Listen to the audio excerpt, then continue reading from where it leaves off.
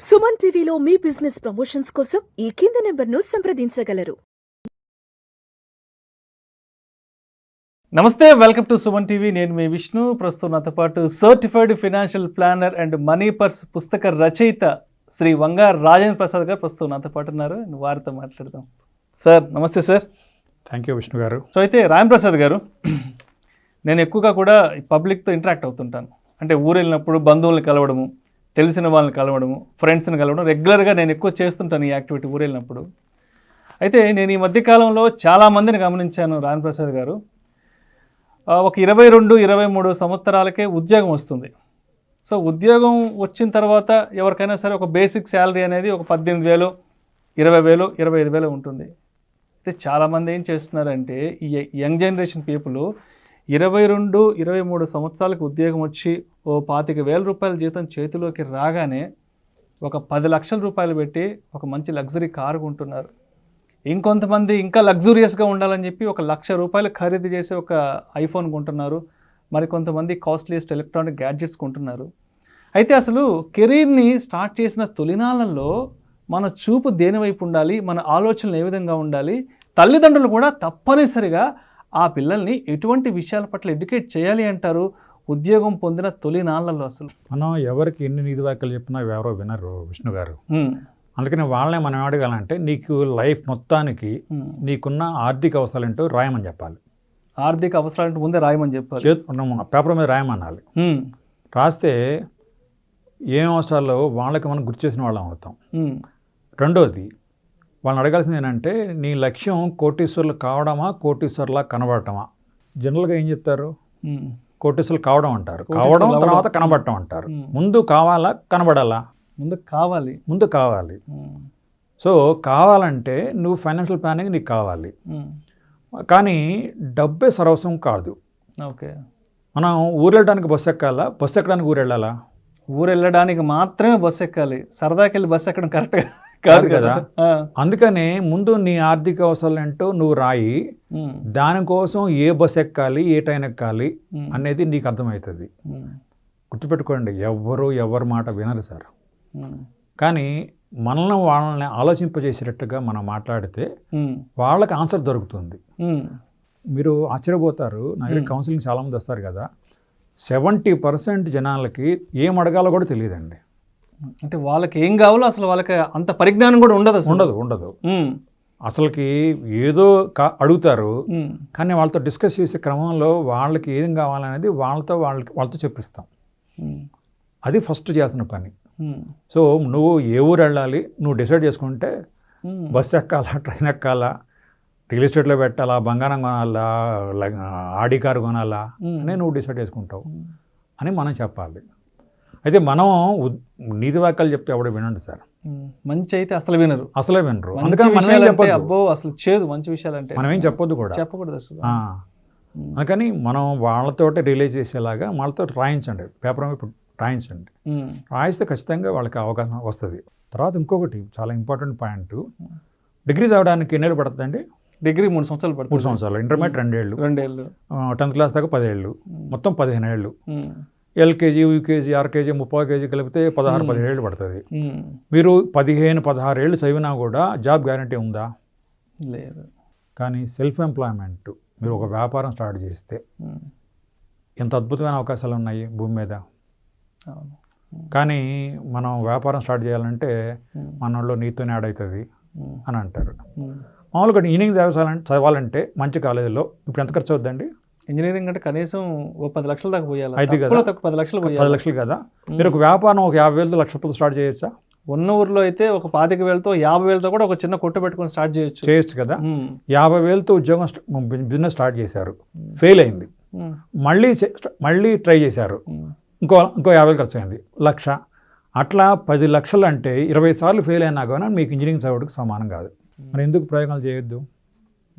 20 సార్లు ఫెయిల్ అవుతాడు ఎవడన్నా బిజినెస్ చేసేవాడు? లేదు, 1-2 సార్లకి అర్థమైపోతుంది మనం ఎంత మాత్రం ఏంటి అనేది అర్థమైపోతుంది 1-2 సార్లకే. నేను పనిచేసేది state bank of India rural self employment training institute డైరెక్ట్గా పనిచేస్తున్నా. మా దగ్గర అంటే మీ ఎస్బీఐ నడిపిస్తుంది, సెంట్రల్ గవర్నమెంట్ ఆధ్వర్యంలో నడుస్తాం. మేము ఫ్రీగా సెల్ఫ్ ఎంప్లాయ్మెంట్ ట్రైనింగ్ ఇస్తాం. అంటే ఆడపిల్లలు అయితే బ్యూటీ పార్లర్లు, అవును. టైలరింగ్, మ్మ్. తర్వాత మగ్గం వర్క్, మగపిల్లలు అయితే 2-వీలర్ మెకానిజం, సీసీటీవీ, మ్మ్. హౌస్ వైరింగ్, ఏసీ మెకానిజం, అవును. మొబైల్ రిపేరింగ్ అట్లాంటి ట్రైనింగ్ ఇస్తాం, ఫ్రీగా ఇస్తాం. మ్మ్. మా దగ్గరికి 1 మంత్ వచ్చిన తర్వాత 15,000-20,000తో లైఫ్ స్టార్ట్ చేస్తారు. జస్ట్ 1 మంత్ తోటి మ్మ్. లైఫ్ చాలా మారుతుంది. కానీ 15 ఏళ్ళు డిగ్రీ చదవడానికి టైం వెచ్చిస్తారు తప్పితే మనకి నేర్పించాల్సింది లైఫ్ స్కిల్స్ నేర్పించాలి. సో మనం సెల్ఫ్ ఎంప్లాయ్మెంట్ ట్రైనింగ్ తీసుకోవాలి. మ్మ్. ఇంకొకటి సింపుల్ లాజిక్ అండి, మన కుర్రాళ్ళు మ్మ్. గుజరాత్లో పుడితే ఎవరైనా ఉద్యోగం కోసం ట్రై చేస్తారా? ఉత్తరాది రాష్ట్రాలంతా వ్యాపారమే. అక్కడ వ్యాపారం. అక్కడ 15-16 సంవత్సరాల వయసు నుంచి వాడిని తీసుకెళ్ళి షాప్లో కూర్చోబెట్టేస్తారు. మీకు ఇంకొకటి, నేను జాబ్ చేస్తా, మ్మ్. నా శాలరీలో 30-32% ఇన్కమ్ ట్యాక్స్ పోతుంది. మ్మ్.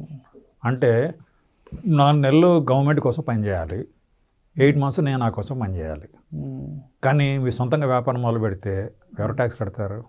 12 నెలలు మీకోసం పడతారు కదా. కోసమే కష్టపడతాం. తర్వాత మీరు జాబ్ చేస్తే ఏంటి, సొంత తెలివితేటలు వాడటానికి వీలు లేదు. మ్మ్. కానీ వ్యాపారం చేస్తే మీ క్రియేటివిటీ బయటకు వస్తుంది కదా. మీరు కలెక్టర్ అయినా టీచర్ అయినా మీరు జాబ్కి వెళ్తేనే కానీ మ్మ్. మీకు శాలరీ వస్తుంది. మ్మ్.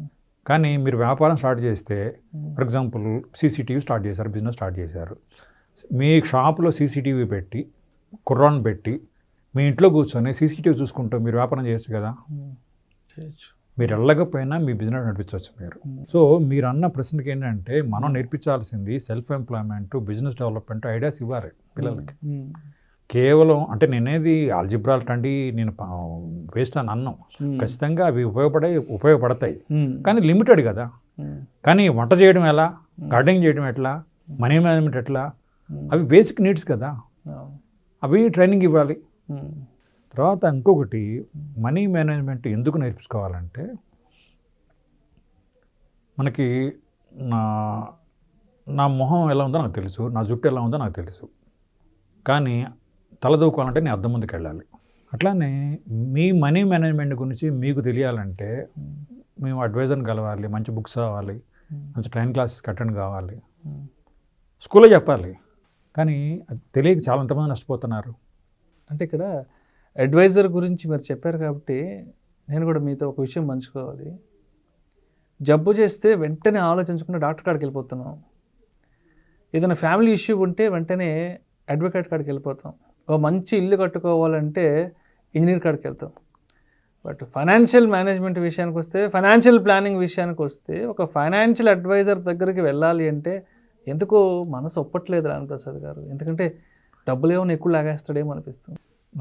మనీ పర్స్ పుస్తకంలో గంప నాగేశ్వర గారు ఒక మాట చెప్పారు, మీరు ఒక ఏజ్ తర్వాత ప్రతి సంవత్సరం హెల్త్ చెకప్ వెళ్ళాలి కదా, వెల్త్ చెకప్ కూడా వెళ్ళాలి కదా.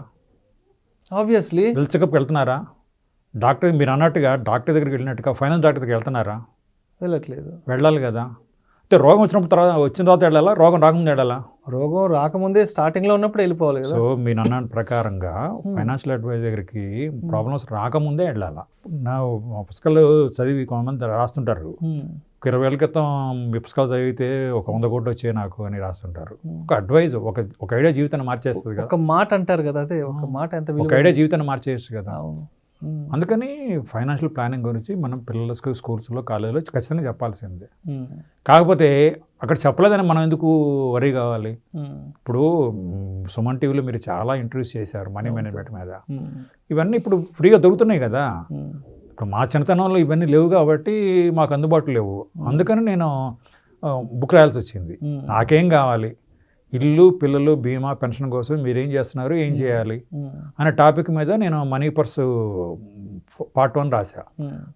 సంపదగా మార్చే మనీ పర్స్ బుక్ అది. సో అది 14 ఏళ్ళలో 16 సార్లు రీప్రింట్ అయింది. అవును. మనీ పర్స్ 2 శ్రమలేని ఆదాయం, అది 9 ఏళ్ళలో 8 సార్లు రీప్రింట్ అయింది. మనీ పర్స్ 3 ఆదాయం ఆత్మవిశ్వాసం 7 ఏళ్ళలో 7 సార్లు రీప్రింట్ అయింది.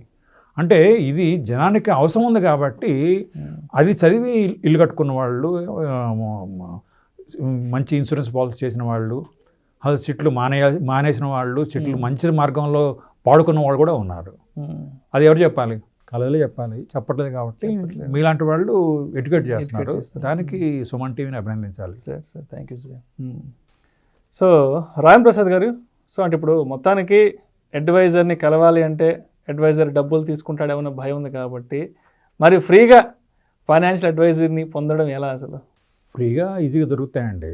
ఉమ్, ఎదురింట్లో అంకుల్ని అడగండి, ఉమ్, పాన్ షాప్కి వెళ్ళి పాన్ షాప్ వాళ్ళని అడగండి, ఆ, ఆటో వాళ్ళని నడపని అడగండి, ఓకే. ఈజీగా వచ్చేస్తుంది కదా. ఉమ్, ఎందుకు బాధ? డబ్బులే ఖర్చు, ఒక పైసా ఖర్చు కాదు. ఉమ్, మీకు ఫ్రీ సలహా కావాలా, ఉమ్. వాల్యుబుల్ సలహా కావాలా? వాల్యుబుల్ సలహా కావాలి, అది మన జీవితాన్ని మార్చేది అయి ఉండాలి. మీరు సలహాలు ఎవరిని అడుగుతారు? బాగా లక్షల కోట్లు సంపాదించేవాడిని అడుగుతారా? ఉమ్. బికారుగా తిరిగేవాడిని అడుగుతారా? సరే, లైఫ్లో బాగా సెటిల్ అయ్యి జీవితంలో అన్ని డక్క ముక్క తిన్న వాళ్ళని అడుగుతాం వెళ్ళి సలహా. సో బాగా సంపాదించడం అడుగుతారు. అడుగుతాం. బాగా సంపాదించేవాడు ఖాళీగా ఉంటాడా, బిజీగా ఉంటాడా? చాలా బిజీగా ఉంటాడు ఆబ్వియస్గా. మరి బిజీగా ఉన్నవాడు మీకు ఎందుకు టైం ఇవ్వాలా? ఇంకొకటి సలహా ఇవ్వాలంటే మీ గురించి ఫస్ట్ మీ గురించి ఒక గంట వింటే కానీ మీరు ఎక్కడున్నారో తెలియదు. అవును, మీరు ఎక్కడున్నారో తెలిస్తే ఏ మార్గంలో వెళ్ళాలో తెలియాలి. తెలియాలి. మీరు ఇంకో క్వశ్చన్ అడగాల, ఉమ్, మంచి ఫైనాన్షియల్ అడ్వైజర్ ఎవరు? ఉమ్. మీరు Yes. చెప్పగలరా? మంచి ఫైనాన్షియల్ అడ్వైజర్ ఎవరు? అంటే బేస్డ్ ఆన్ ద ఎక్స్పీరియన్స్ని బట్టి, వాళ్ళకున్న క్లయింట్ బేస్ని బట్టి అలా ఫిల్టర్ చేసి చెప్పగలమే. వాళ్ళు మార్కెట్లో ఎన్నాళ్ళ నుంచి ఉన్నారు, వాళ్ళకి ఎంతమంది క్లయింట్స్ ఉన్నారు ఏంటి అనే దాన్ని బట్టి చెప్పొచ్చు. నా దృష్టిలో మంచి అడ్వైజర్ ఎవరంటే ఉమ్. అడ్వైజ్ ఇవ్వని వాడు మంచి అడ్వైజర్. అడ్వైజర్ ఇవ్వని వాడు మంచి అడ్వైజర్. ఎందుకంటే మీ గురించి అన్నీ తెలియటం ఏ అడ్వైజర్కి ఏ మానవ మాత్రకి తెలియదండి. మీరు చెప్పిన ఇన్పుట్ను బట్టి అవుట్పుట్ చెప్తాడు. అంతే. మీకు కారు ఉంది, మీరు కారు నడపడానికి డ్రైవర్ని పెట్టుకుంటారా, మీరు డ్రైవింగ్ నేర్చుకుంటారా? మనకి కారు దోలాలని ఇంటెన్షన్ ఉంటే మనం నేర్చుకోం, మనమే తోలుకుంటాం. లేదు మనకి రాకపోతే ఒక మంచి డ్రైవర్ని పెట్టుకుంటాం. కానీ పర్మనెంట్ సొల్యూషన్ ఏంటి? డ్రైవింగ్ నేర్చుకోవడమే కదా. మనం డ్రైవర్ నేర్చుకుంటే ఎప్పుడు మన కారు మన చేతుల్లో ఉంటుంది. అయితే ఫైనాన్షియల్ అడ్వైజర్లు కూడా ఎవరి మాటను కూడా వినండి, కానీ మీ డెసిషన్ మీరే తీసుకోవాలి. మీరు ఇది చెయ్యాలని చెప్పేవాడు కార్ డ్రైవర్లు అంటాడు. మీకు ఎవరిదని కలవాలంటే మీది చెయ్యాలని చెప్పకుండా మీతో డిస్కస్ చేయాలి. మీరు ఇటు వెళితే ఈ రిజల్ట్ వస్తుంది, ఇటు వెళితే ఈ రిజల్ట్ వస్తుంది అని డిస్కస్ చేయాలి. మీకు ఆలోచన పుట్టించేవాడు కావాలి. ఎందుకంటే మీరు ఒక అడ్వైజర్కి వెళ్ళారు, ఇప్పుడున్న పరిస్థితిని బట్టి మీకు ఏదో సలహా చెప్తాడు. మీ ముందు మీ పరిస్థితి మారదా? ఎన్నిసార్లు అడ్వైజర్కి వెళ్ళగలరు మీరు? అందుకని నేను ఆ బుక్లో రాశాను, మీకు మీరే ఫైనాన్స్ డాక్టర్ కావాలి. కాగల శక్తి అందరికీ ఉందండి, కానీ మనం అన్వేషించాలి. మనకి ఏది సూటబుల్ అనేది మనం అన్వేషించాలి. తర్వాత ఫైనాన్షియల్ అడ్వైజింగ్ విషయంలో అండి, ఫైనాన్షియల్ ప్లానింగ్ అంటే ఓన్లీ మనీ మేనేజ్మెంట్ కాదు, 70% సైకలాజికల్ మేనేజ్మెంటే. సైకలాజికల్ మేనేజ్మెంట్ నాకు తెలిసి నేను చాలామంది అబ్జర్వ్ చేశాను కదా, 90% ఫైనాన్షియల్ ప్రాబ్లమ్స్ కాదు, సైకలాజికల్ ప్రాబ్లమ్సే. తిండి లేకపోవటం, బట్టలు లేకపోవటం, బస్సు ఎక్కడ డబ్బు లేకపోవటం, అవి నిజంగా ఫైనాన్షియల్ ప్రాబ్లమ్స్. మిగతా అన్నీ కూడా ఫైనాన్షియల్ ప్రాబ్లమ్స్ కాదు. Right right right. మన దృష్టి మారితే సృష్టి మారితే అని మీకు తెలుసు కదా. మన అవుట్లుక్ మారాలి. మనకెన్నో, ఫర్ ఎగ్జాంపుల్ ఎండోమెంట్ పాలసీ ఉంది. ఎండోమెంట్ పాలసీలో మనకి వెనక్కి వస్తాయని లెక్కేస్తారు. ఎండోమెంట్ పాలసీలో ఫర్ ఎగ్జాంపుల్ ఒక 25 years కడితే ఎంత అమౌంట్ వస్తుందని చెప్తారు. చాలామంది ఈజీగా అట్రాక్ట్ అవుతారు. టర్మ్ ఇన్సూరెన్స్లో నాన్ రిఫండబుల్, కడతారు, చస్తే వస్తే సాగుపోతే పోతాయి, అందుకని కట్టమంటే కట్టరు. నేను లెక్కలే చూపిస్తాను. ఎండోమెంట్ పాలసీలో 1 year ఫస్ట్ ఇయర్ ప్రీమియం తీసుకెళ్ళి బ్యాంక్లోనో పోస్ట్ ఆఫీస్లో వేసుకోండి, నా మీద వచ్చే వడ్డీతో టర్మ్ ఇన్సూరెన్స్ ప్రీమియం కట్టచ్చు. ఇప్పుడు చెప్పండి, ఇది సైకలాజికల్ ప్రాబ్లమా ఫైనాన్షియల్ ప్రాబ్లమా? అంతే కదా, సైకలాజికల్ ప్రాబ్లం. నీకు నాన్ రిఫండబుల్ అనేది నువ్వు సైకలాజికల్ ఫిక్స్ అయిపోతున్నావు. మీకు మార్కెట్లో ధైర్యాన్ని అమ్ముతున్నారా? అమ్మట్లే కదా. కానీ నాకు ఇన్సూరెన్స్ కంపెనీ వాడు ₹1,00,00,000 ధైర్యాన్ని అమ్మాడు. కొనుక్కోపోతే నా తప్పు కదా, దానికోసం ఖరీదు చెల్లించాల్సిందే కదా. మీరు హోటల్కి వెళ్తే బిర్యానీ తింటే ఎంత 500 అంత ఖర్చు అవుతుంది, ఒక గంటగా మీకు హ్యాపీనెస్. కానీ ఇన్సూరెన్స్ పాలసీ కోసం కట్టే ప్రీమియము మీ జీవితం, మీ లైఫ్, మీ ఫ్యామిలీ హ్యాపీగా ఉంటున్న ధైర్యం వస్తుంది కదా. ఇన్సూరెన్స్ కంపెనీ వాడు ఇస్తున్నాడు కదా. ధైర్యం కొనుక్కోపోతే ఎవరు తప్పు? మందే తప్పు కదా. నేను అంటే చాలా ఇంటర్వ్యూలో చెప్పాను, మళ్ళీ చెప్తాను, ఎందుకంటే మన వాళ్ళకి మళ్ళీ గుర్తు చేయాల్సిన అవసరం ఉంది కాబట్టి. నేను 2 రోజులు వెళ్తే మీరు ఇంట్లో 2,000 ఇచ్చి వెళ్తా, 10 రోజులు వెళ్తే 10,000 ఇచ్చి వెళ్తా, 4 రోజులు వెళ్తే 30,000 ఇచ్చి వెళ్తా. పర్మనెంట్కి పోతే ఎంత ఇచ్చిపోవాలి? అదే insurance. Oh my god. Insurance policy is the best love letter in the world which you can write in your absence. నువ్వు లేనప్పుడు కూడా మీ కుటుంబ సభ్యులకు నువ్వు రాయగలిగే గొప్ప ప్రయాణం లేక జీవిత బీమా పాలసీ. Oh my God. నాకు తెలిసిన ఎవరైనా చనిపోతే వాళ్ళు ఏడుపు తగ్గాని అడిగి ఫస్ట్ క్వశ్చన్ ఏంటి, ఇన్సూరెన్స్ పాలసీ ఉందని అడుగుతామా? ఆ మహానుభావుడు ఇన్సూరెన్స్ చేయించిపోతే ప్రేమతో ఏడుస్తారు, చేయించకుండా పోతే దిక్కులేని వాళ్ళు చేసిపోయి ఎవరు ఏడుస్తారు. ఇన్సూరెన్స్, మళ్ళీ చెప్తున్నాను, insurance policy is the best love letter in the world which you can write in your options. నువ్వు లేనప్పుడు కూడా నువ్వు మీ వాళ్ళకి రాసే గొప్ప ప్రేమ లేక జీవిత బీమా పాలసీ. నిజంగా చాలా చాలా అంటే చాలామందితో మాట్లాడాను కానీ బట్ ఇవాళ మీలాగా ఇన్సూరెన్స్ని కూడా ఎలా ప్రేమించాలి అన్న దాని గురించి నిజంగా చాలా చాలా మంచి మాట చెప్పారు. అంటే ఊరెళ్ళేటప్పుడు 2 రోజులు ఊరెళ్తే 2,000 ఇస్తారు, వారం రోజులు ఊరెళ్తే 7,000 ఇస్తారు, 30 రోజులు వెళ్తే 30 రోజులు ఇస్తారు. బట్ శాశ్వతంగా లోకం నుంచి వెళ్ళిపోతే మరి ఎంత భరోసాని, ఎంత ఆర్థిక భరోసా నా కుటుంబానికి ఇచ్చి వెళ్ళాలి. మీరు కారులో పోతున్నారండి, కారు బాగున్నప్పుడు ఇన్సూరెన్స్ కంపెనీ వాడు ఇన్సూరెన్స్ ఇస్తాడు. కార్కి ఏమైనా అయినప్పుడు ఇన్సూరెన్స్ కంపెనీ వాడు ఇస్తాడా? ఇవ్వడు, ఆబ్వియస్గా ఇవ్వడు. అంటే బాగున్నప్పుడే ఇవ్వాలి, తీసుకోవాలి. మరి ఈ బాడీ అనే గాడి బాగున్నప్పుడే ఇన్సూరెన్స్ పాలసీ వస్తుంది. బాబా, బాడీ అనే గాడి అంతే కదా. బాగుంది, మనకు అవసరం లేదు. అవును, నేను ఉన్నంతకాలం ఇన్సూరెన్స్ అవసరం లేదు, కానీ నేను దాని అవసరం వచ్చినప్పుడు నేను ఉండను కదా. కాబట్టి ఈరోజు ఈ క్షణం ఇప్పుడే నేను మా ఆవిడకి ప్రేమగా ఉంటానని మాట ఇవ్వగలను, నిజాయితీగా ఉంటానని మాట ఇవ్వగలను, రేపు బతికుంటానని మాట ఇవ్వగలనా? ఇవ్వలేను. కానీ నాకేమైనా అయినా ఆర్థిక లోటు రాకుండా చూడగలనని మాట ఇవ్వగలను ఇన్సూరెన్స్ పాలసీ ద్వారా. ఎగ్జాక్ట్లీ సార్, చేయండి, గ్యారంటీ ఇచ్చేయండి. Exactly sir. అవును సార్. ఎంతండి మీకు మీ శాలరీలో 5% కంటే తక్కువ టర్మ్ ఇన్సూరెన్స్ వస్తుంది ₹1,00,00,000. తీసుకోండి. ఫ్రెండ్స్తో పార్టీ చేసుకుంటే ఎంత ఖర్చు అవుతుంది, చుట్టాలింట్లో పెళ్ళి ఎంత ఖర్చు అవుతుంది, ప్రతిదాన్ని లెక్కేస్తున్నారా? మీరు ఇన్సూరెన్స్ పాలసీ తీసుకుంటే మీ కుటుంబం రక్షణ కోసం, పక్కింటోడు కుటుంబ రక్షణ కోసమా? మన కుటుంబ రక్షణకే కదా. మరి అంటే ఇవి తెలియకేం కాదండి, జనానికి తెలుసు. కాకపోతే గుర్తు చేయాల్సిన బాధ్యత వీళ్ళండి సుమన్ టీవీ లాంటి వాళ్ళు గుర్తు చేయాల్సిన బాధ్యత ఉంది. అందుకని ఈ టాపిక్ అంటే ఇదివరకు కూడా చెప్పా కానీ మళ్ళీ గుర్తు చేయాల్సిన అవసరం ఉంది కాబట్టి నేను మళ్ళీ చెప్తున్నాను. కాబట్టి ఖచ్చితంగా భార్య పిల్లల్ని ప్రేమించేవారు అంటే కుటుంబాన్ని ప్రేమించేవారు. అయితే ఇంకొకటి ఇక్కడ ఏంటంటే నేను నాకున్న జీతంతో ఇల్లు కట్టడం కష్టంగా ఉందంటారు. అరే నువ్వు ఉన్నప్పుడే ఇల్లు కట్టడం కష్టం అయితే నీకన్నా అయితే అది ఇంకా అసలు ఆలోచించడానికే భయం వేసేది. అంటే పేదవాడికి నో చాయిస్, ఖచ్చితంగా పాలసీ చేయాల్సిందే. తీసుకోవాలి. నేను ఇప్పుడు క్యాబ్లో వచ్చా, నేను క్యాబ్ దిగే లోపు క్యాబ్ డ్రైవర్కి ఇన్సూరెన్స్ పాలసీ సజెస్ట్ చేసి దిగా. ₹1,000 కడితే 20 లక్షలకి యాక్సిడెంటల్ ఇన్సూరెన్స్ ఉంది, క్షణాల్లో తీసుకోవచ్చు. సంవత్సరానికి ₹1,000 అంటే నెలకు ₹100 ఎస్బీఐ లేకుండా వాళ్ళందరికీ వచ్చేస్తుంది, తీసుకోవచ్చు కదా. కాబట్టి ఖచ్చితంగా మనం అందుకనే నేను ఫస్ట్లో మీకు అడిగిన క్వశ్చన్కి చెప్పాను, మనం నీకేం కావాలో నీ ఆర్థిక అవసరాలు ఏంటో రాయమని చెప్పాలి పేపర్ మీద. చెప్పి మనం గుర్తు చేస్తూ ఉంటే కొత్త ఎంప్లాయీకి కొత్త ఆలోచనలు అవసరమైన ఆయన డ్యూటీస్ ఏంటో ఆయన గుర్తొస్తాయి. అయితే కారు కొంటారు, కారు మీరు ఇందాక అన్నట్టుగా 20 లక్షల కారు కొన్నారు అనుకోండి, 20 లక్షలకి ఇన్సూరెన్స్ చేపిస్తారా, 20,000 చేపిస్తారా? 20,000 చేయిస్తాం కదా. 20 లక్షల వాల్యూకి చేయిస్తారు కదా. మీరు 2 లక్షలు పెట్టి బైక్ కొన్నారు, 2 లక్షలకి వాల్యూకి చేయిస్తారా, 2,000 చేపిస్తారా ఇన్సూరెన్స్? 2,000 చేపిస్తారు. అంటే 2 లక్షలకి చేపిస్తారు. అంటే కారు వాల్యూకి బైక్ వాల్యూ తగ్గట్టుగా ఇన్సూరెన్స్ చేపిస్తారు. మనం ఇన్సూరెన్స్లో ఫస్ట్ ఆలోచించాల్సింది అసలు మీ లైఫ్ వాల్యూ ఎంత అని ఆలోచించాలి. ఎట్లా ఎక్కడతాం? అంతే కదా. మాకు 2 వాల్యూస్ ఉన్నాయి, ఎమోషనల్ వాల్యూ, ఎకనామిక్ వాల్యూ. భర్తగా, తండ్రిగా, కొడుకుగా మీ వాల్యూ ఎవరు లెక్కట్లేరు, మీరు లేని లోటు ఎవరు తీర్చలేరు. కానీ మీ ఆర్థిక విలువ లెక్కట్టవచ్చు. జనరల్గా 60-65 ఏళ్ళ దాకా పనిచేయగలరు. మీ వయసు 35 అనుకోండి, 60 మైనస్ 35 ఎన్ని టైం ఉంది, యాన్యువల్ ఇన్కమ్ మల్టిప్లై చేయండి అది. సో ఫస్ట్ మీ వాల్యూ ఎంత, దానికి తగ్గట్టుగా పాలసీని ఎంచుకోవాలి, ఫస్ట్ పాయింట్. రెండవ పాయింట్ ప్రీమియం కట్టగలిగేటట్టు ఉండాలి.